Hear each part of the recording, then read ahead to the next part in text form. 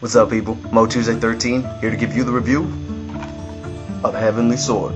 The sword is heavenly. So let's get down to it. When you first start on the game, you look at the graphics now. Since this game came out in 2007, the graphics in this game are still pretty good. I mean, it really showed off the power of the PlayStation 3 in the early areas, as it is only for the PlayStation.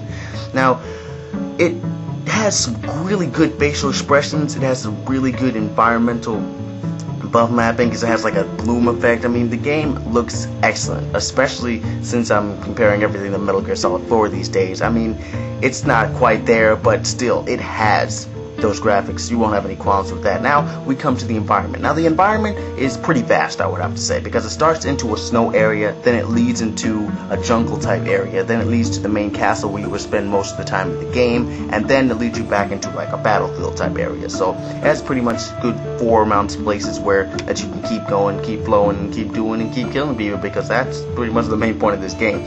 Now, we come for the controls. The controls are pretty easy to learn. I mean, they have their roll, they have their medium attacks, heavy attacks, spinning attacks for your light ones, and yeah, it pretty much switches between the different forms of the Heavenly Sword. You have like the dual blades, and you have like the giant one, and then it can like split, and you have like chains like flipping around, kind of like Kratos. And yeah, it does this game really, really well. I love it because you have to use the control sticks. Oh no, not the control sticks, the back buttons, R1 and L1, to change your moves. So you can go into the sword or you can go into the spinning things, otherwise you're just using the dual blades.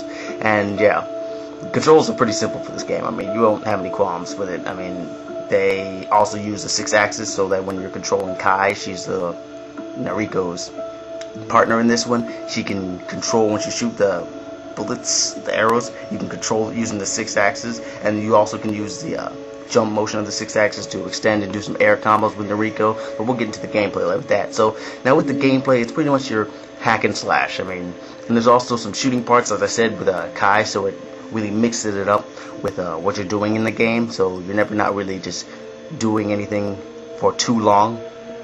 And I like the dual aspect of the characters because they make you really care about these characters. It's not just like, okay, so yeah, we're going to use this person for a little bit of time and then they're going to just be boring and all that stuff and you're going to hate it. No, you actually enjoy it because not only is it difficult to use Kai, you actually have to get your aim on. And getting your aim on gets you more points, which can get you more unlocks. So that's what helps with that.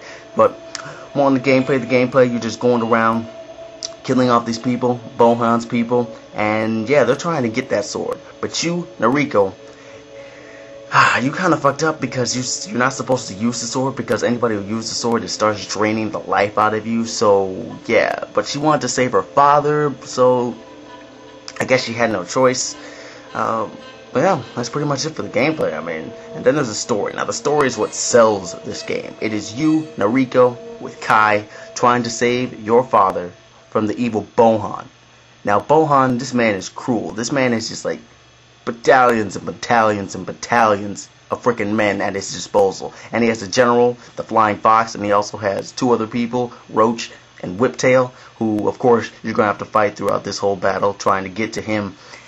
And yeah, this is no walk in the park. This game is pretty difficult at times, especially on Hell mode, which is really, really ridiculous. I don't think I got to the final end before I had to redo my PlayStation to that.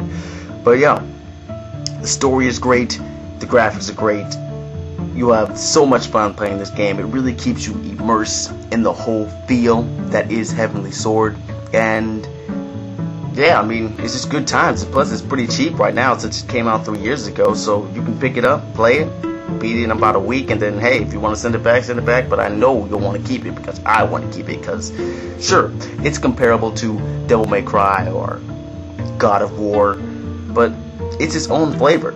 It has its own camera cutscenes, it has its own button pushes, it has its own battle system. It's not like, forgive me for saying this, Dante's Inferno, which pretty much just ripped God of War and just pasted it on the hell kind of thing. But yeah, Heavenly Sword is a damn good game. If I had to rate it, I would give it a 8 out of 10. I mean, it was pretty good for its genre. It's not God of War, but it still holds that hack and slash mythic adventure epicness that pretty much is what we want out of a game. So enjoy it, pick it up, get it, buy it, play it, own it, and do what it do. This is Mo Tuesday signing out. Look forward to more of me. I'll definitely look forward to more of you guys. Peace.